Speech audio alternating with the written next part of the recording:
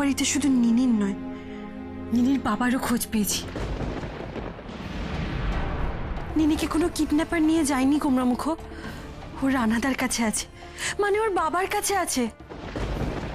আমি থাকতে দাদার জীবনে আর আমি কাকুনকে আসতে দেব না, দেব না, দেব না। আর আমি ওর রানাদার কাকুন্দির মাঝখানে কাউকে আসতে দেব না।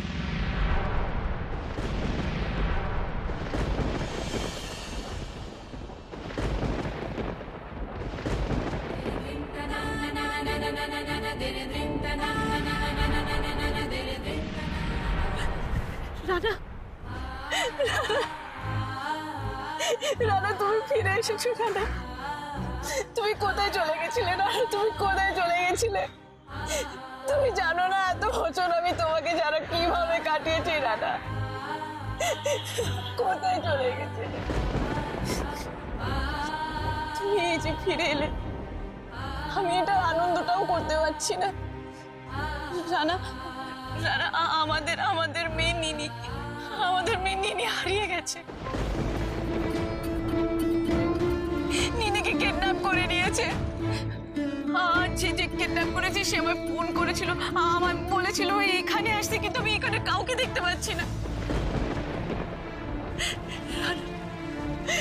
রানা প্লিজ আমার নিনিকে খুঁজে দাও, আমার নিনিকে খুঁজে দাও রানা প্লিজ। রানা প্লিজ। খোঁজার তো কিছু নেই,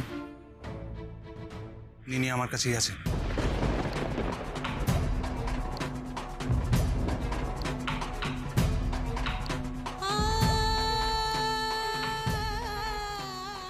নিনি তোমার কাছে আছে মানে? এত অবাক হবার তো কিছু নেই, আমার মেয়ে আমার কাছেই আছে। তার মানে রানা, তার মানে তুমি নিনিকে কিডন্যাপ করলে? বাবা হয়ে তুমি নিজের মেয়েকে কিডন্যাপ করলে? এটা তুমি কি করে করতে পারলে? তাই তুমি আজ আমায় এখানে ডেকে পাঠালে? আমি তোমাকে ডেকে পাঠাইনি। কিন্তু আমার ফোনে যে ফোন এসেছিল। তোমায় কে ফোন করেছিল কে ফোন করেনি আমি জানি না।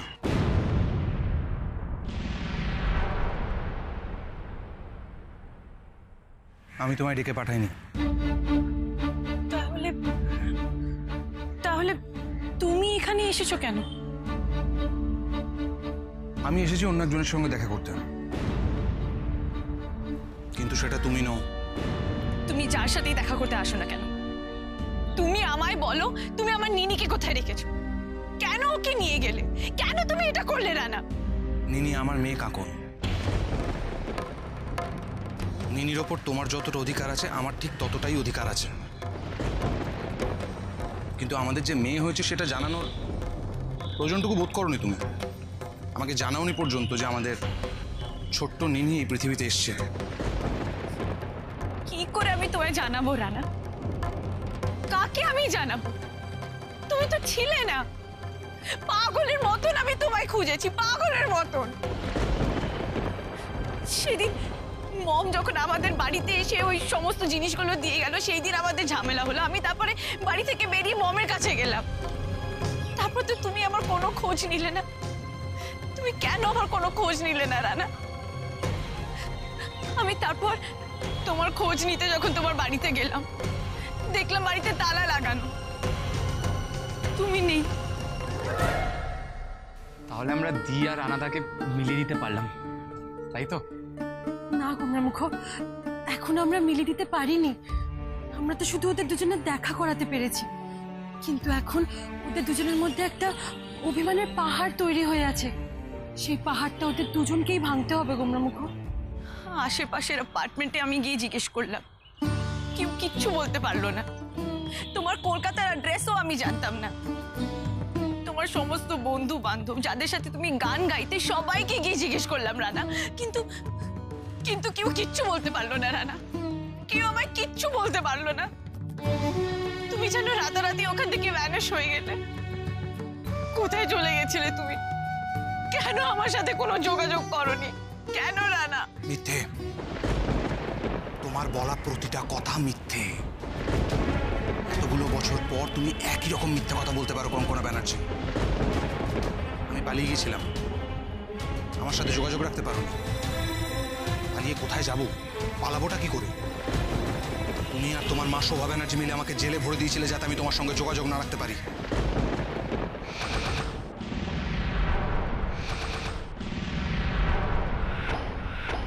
জেল? কিসের জেল? রানা, তোমার কি মাথা খারাপ হয়ে গেছে? আমি তোমায় কেন জেলে ভরতে যাব? জেলে ভরনি কাকন, সেই ঝগড়াটার পর আমি রিয়েলাইজ করেছিলাম যে আমি হয়তো একটু বেশি বাড়াবাড়ি করে ফেলেছি। আমি ভুল করেছি। আমি তোমাকে ছাড়া বেসিক্যালি অসম্পূর্ণ। কষ্ট হতো ওই ফাঁকা বাড়িটা একা একা। আমি তোমাকে ছাড়া থাকতে পারছিলাম না কাকুন। কাকুন, আমি যখন নিজের ভুলটা রিয়েলাইজ করতে পারলাম তখন আমি ডিসাইড করলাম আমি তোমাকে গিয়ে ফেরত নিয়ে আসবো। তাই তোমাদের বাড়ি গিয়েছিলাম তোমায় ফেরত আনতে। তারপর সেখানে গিয়ে যা যা শুনলাম। যা যা শুনলে মানে? রানা, তুমি বাড়ি কখন এসেছিলে? আমি তো কিছুই জানি প্লিজ না। প্লিজ কাকুন, প্লিজ নাটকটা বন্ধ করো। অনেকক্ষণ ধরে তোমার নাটকটা আমি সহ্য করছি। এখন আর বয়স বেড়েছে তো কাকুন, ম্যাচিওর হয়েছি আমরা। সব নাটক আর ভাল লাগে না। সময়ের সাথে সাথে নিশ্চয়ই পরিষ্কার হয়েছে। তুমি কি চাও, কি পেলে সুখী হও, তাই না? সেটা আমার কাছেও পরিষ্কার আর তোমার কাছেও পরিষ্কার। কি বললে? কি পেলে সুখী হয় মানে? তুমি এটা কি করে ভেবে নিলে যে আমি তোমাকে ছাড়া সুখী থাকবো? তুমি কি শুনেছো বলো? তুমি আমায় বলো, তুমি কি শুনেছো? মনে পড়ছে না কঙ্কনা ব্যানার্জি? আমায় মনে করিয়ে দিতে হবে, তাই তো? তুমি তোমার মমকে বলছিলে রানাকে বিয়ে করাটা আমার সব থেকে বড় ভুল হয়েছে। থ্যাংক গড তুমি ফাইনালি তোমার ভুলটা বুঝতে পেরেছো। My girl, that's my girl. বলো, বলনি বলনি কঙ্কনা ব্যানার্জি? রানা, রানা, তুমি কিন্তু আমায় ভুল ভাবছো। তুমি কিন্তু ভুল বুঝছো। ভুল ভুল তো আমি করেছিলাম।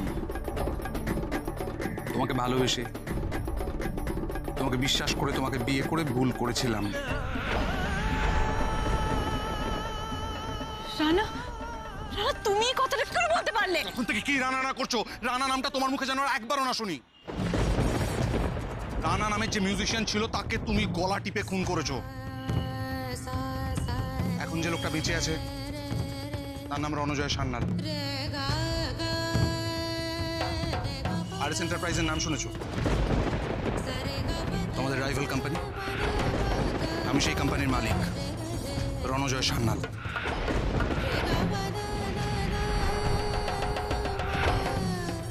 একটা সময় আমি গরিব ছিলাম, টাকা ছিল না আমার কাছে। তোমাকে একটা সুখের জিনিস কিনে দিতে পারিনি বলে তুমি আমাকে ছেড়ে চলে গিয়েছিলে। কিন্তু আজ দিন বদলে গেছে। আজ আমার কাছে টাকা আছে। পৃথিবীর যে কোনো সুখ আমি টাকা দিয়ে কিনে আনতে পারি, যে কোনো।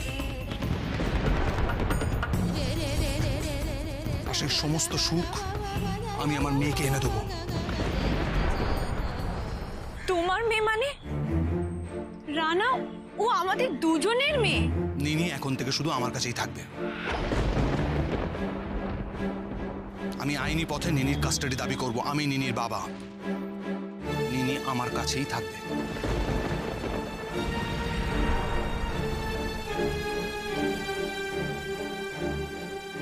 এক সেকেন্ড। কিসের কাস্টাডি? রানা, এখন তো তুমি, আমি আর নিনি আমরা তিনজনে মিলে একসাথে থাকতে পারি। তোমার সাথে?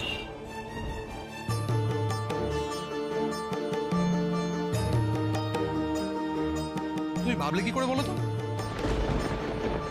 তোমার মতো একটা দুমুখ মিথ্যেবাদী মানুষের সাথে আমি থাকবো আবার? রানা, তুমি সেই দিন আমায় ভুল বুঝেছিলে।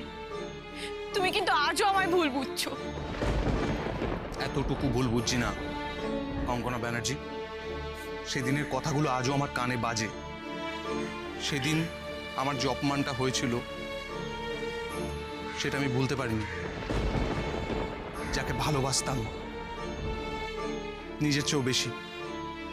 তার কাছ থেকে যে আঘাতটা আমি পেয়েছিলাম সেটা আমি ভুলতে পারিনি। তোমার ওই আক্ষেপটা আমি ভুলতে পারিনি কাকু। সেদিন তুমি তোমার মমকে আক্ষেপ করে বলছিলে ওর কি যোগ্যতা আছে আমার স্বামী হবার। আমার পকেট মানি যেটা সেটা ওর 1 মাসের স্যালারি। ও আমাকে না সুখ দিতে পারবে না খুশি। কোনো যোগ্যতাই নেই স্বামী হিসেবে আমাকে খুশি করার। বলো কঙ্কনা ব্যানার্জি, এই কথাগুলো তুমি বলনি? এই কথাগুলো তুমি বলনি তোমার মমকে? চুপ করে দাঁড়িয়ে থেকো না Konkona Banerjee. Answer me, answer me. বলো, উত্তর দাও। রানা, রানা তুমি পুরো কথাটা শোনোনি। পুরো কথাটা শুনলে তুমি আমাকে এইভাবে ভুল বুঝতে না।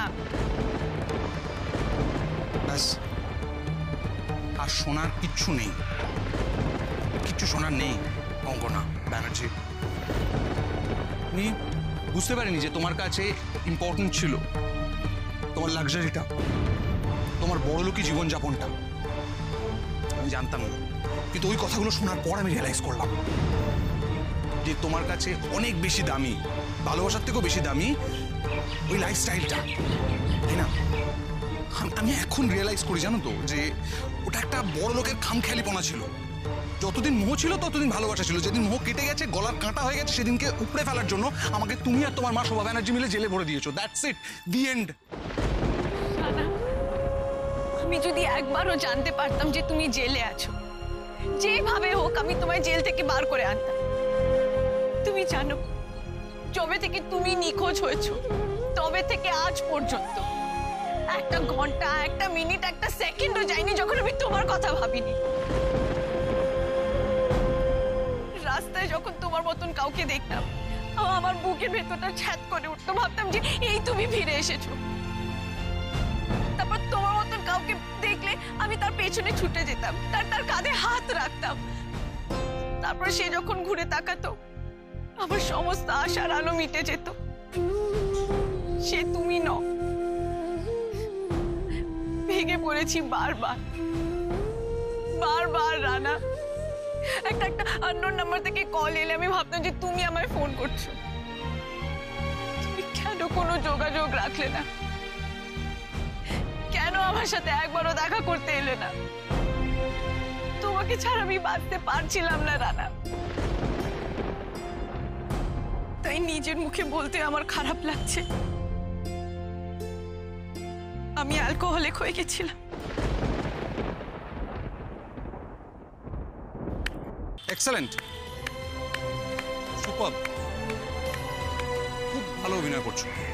অভিনয়টা অবশ্য তুমি বরাবরই ভালো করো। এক সময় আমার ভালোবাসা নিয়ে অভিনয়টা করেছিলে, এখন আবার সেই অভিনয়টাই করছো আমার মন পাওয়ার জন্য। কিন্তু এবারে আর তোমার পাতে পা দিচ্ছি না আমি, কঙ্কনা ব্যানার্জি। নেভার। রানা, তোমার কি হয়েছে? তুমি তো আমাকে ভালোবাসতে। তুমি আমার একটাও কথা বিশ্বাস করতে পারছো না কেন? তুমি আমাকে না জানিয়ে নিনিকে নিয়ে গেলে কেন? তুমি একবারও আমার কথা ভাবলে না? একবারও ভাবলে না যে আমি নিনিকে ছাড়া কি করে বাঁচতে পারবো? একটা মা তার সন্তানকে ছাড়া কি করে বাঁচতে পারবে?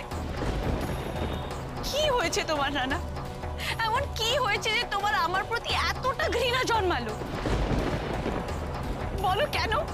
কেন? তোমার বলা প্রতিটা কথা এক্স্যাক্টলি আমি তোমায় বললাম,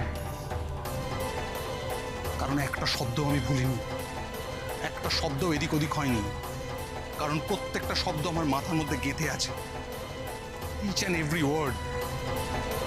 কিচ্ছু বলিনি, আমি আর কোনোদিন ভুলবো না, কোনোদিন ভুলতে পারবো না তোমার বলা কথাগুলো।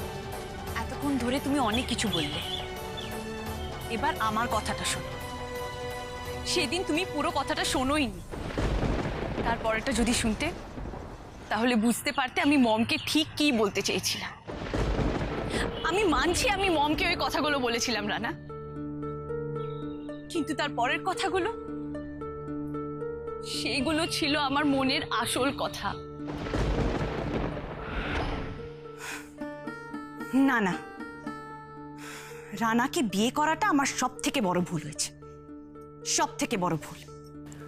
ওকে, না listen to me, listen to my girl. শোনো আমার কথা, শোনো। দেখো রানার সঙ্গে তো তোমার কোনো রেজিস্ট্রি ম্যারেজ হয়নি, রাইট? তো তুমি আইনি ঝামেলার মধ্যে কেন পড়বে বলো? জাস্ট যাও, তোমার জিনিসপত্র তুলে চলে এসো এখানে। ভুলে যাও ওই রানাটাকে, that good for nothing Rana. ভেবে নয় পুরো ব্যাপারটা একটা দুঃস্বপ্ন।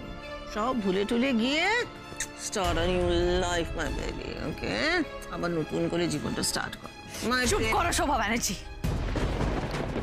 চুপ করো। তুমি কি ভেবেছিলে আমার কাছে রানার এগেইনস্টে কথা বলে তুমি আমার মনটা বিষিয়ে দেবে? আর যখন সেটা করতে পারোনি তখন তুমি ওই সব বড় লোকি জিনিসপত্র আমাদের বাড়িতে নিয়ে এলে রানাকে ছোট করবে বলে। তাহলে আমি তোমায় একটা জিনিস পরিষ্কারভাবে বুঝিয়ে দিচ্ছি, আমার এই সব জিনিসপত্রর কোনো দরকার নেই। আমার জীবনে ভালো করে বাঁচার জন্য শুধুমাত্র রানার ভালোবাসার দরকার। আমি রানাকে ভালোবাসি আর আমি রানাকেই ভালোবাসবো।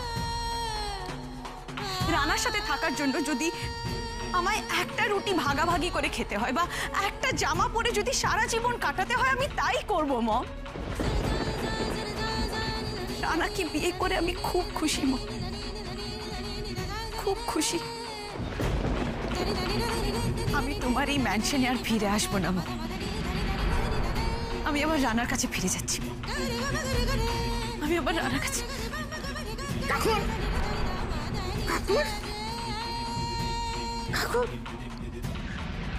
বলো, এবার বলো, এই কথাগুলো তুমি শোনোনি তাই না? এই কথাগুলো না শুনে তুমি এত বড় একটা ডিসিশন নিয়ে নিলে। তোমার আর শোভা ব্যানার্জির মধ্যে যে কনভারসেশনটা হয়েছে তুমি বলছো, তার সত্যতা কতটুকু? প্রমাণ আছে তোমার কাছে? না, আমার মুখের কথাটাই তোমায় বিশ্বাস করতে হবে। জোর করে অধিকার দেখাতে এসো না কাঁকন। আমি মানলাম যে তুমি ভাবো যে তোমার ওপর আমার কোনো অধিকার নেই, কিন্তু তোমার তো আমার ওপর অধিকার আছে। তুমি তো আমাকে ভালোবাসতে রানা। তাহলে এই কথাটা শোনার পর যে আমার তোমাকে বিয়ে করাটা ভুল হয়েছে, তুমি কেন ঘরের ভেতরে ঢুকে আসোনি? কেন আমার মুখোমুখি দাঁড়িয়ে আমাকে জিজ্ঞেস করলে না যে আমি এটা কি করে বলতে পারলাম? কেন কনফিউজ চাইলে না? তাহলে তো এই মিসআন্ডারস্ট্যান্ডিংটাই হতো না রানা। তা না, তুমি নিজের মতন ভেবে আমাকে ছেড়ে চলে গেলে। ভেবেছিলাম করব, ভেবেছিলাম, কিন্তু তার আগেই তোমার বাড়ির দারোয়ান তোমার আর তোমার মায়ের কথায় আমার কলার ধরে টানতে টানতে নিয়ে গিয়ে বাড়ির বাইরে ফেললো।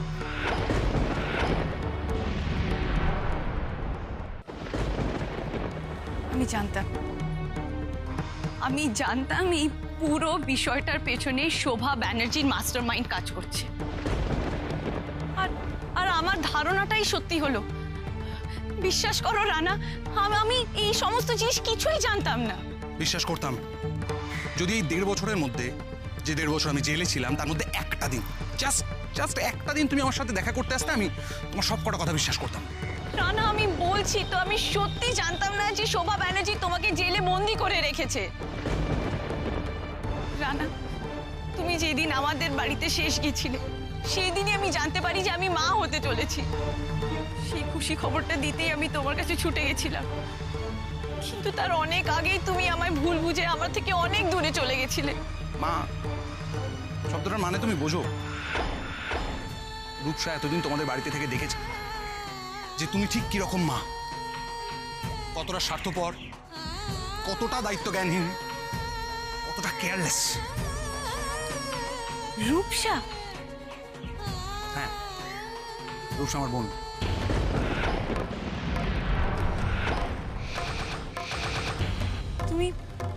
তুমি বলেছিলে যে তোমার কলকাতায় একটা বোন আছে। রূপসা তোমার বোন? তার মানে রূপসা প্ল্যান করে আমাদের বাড়িতে ঢুকেছিল নিনিকে কিডন্যাপ করবে বল। রানা, তুমি এটা কেন করলে আমার সাথে? তুমি এটা কেন করলে? তুমি আমার কাছে আসতে পারতে, তুমি আমার সাথে ঝগড়া করতে পারতে, চেঁচাতে পারতে, মারতে পারতে, তাহলে তোমার অন্তত এই ভুলের পাহাড়টা ভাঙতো। আমি জানি না কাকুন, আমি সেদিন ভুল করেছিলাম নাকি আমি আজকে তোমার সাফাই শোনা সত্ত্বেও ভুল করছি, আমি সত্যিই জানি না।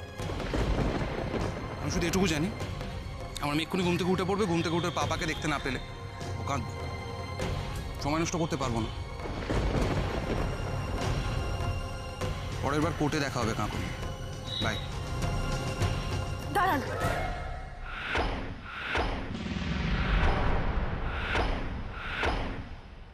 না, আজ আর আপনি কাকুন দিকে ভুল বুঝে এভাবে চলে যেতে পারবেন না রানাদা। রাধা, তুমি তার মানে তোমরা হ্যাঁ দি, রাধা তোদের দুজনকে আবার মিলিয়ে দেওয়ার জন্য এখানে নিয়ে এসেছে। রানা, রানা তুমি বিশ্বাস করো, আমি নিনির দিব্যি দিয়ে বলছি যে একদম একদম নেবে না। আমার মেয়ের দিব্যি তুমি নেবে না। নিনির নাম আমি তোমার মুখে শুনতে চাই না।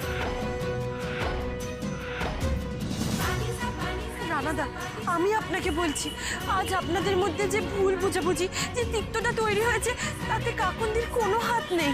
যা করেছে মম করেছে। চলুন রানাদা, আমাদের সঙ্গে চলুন।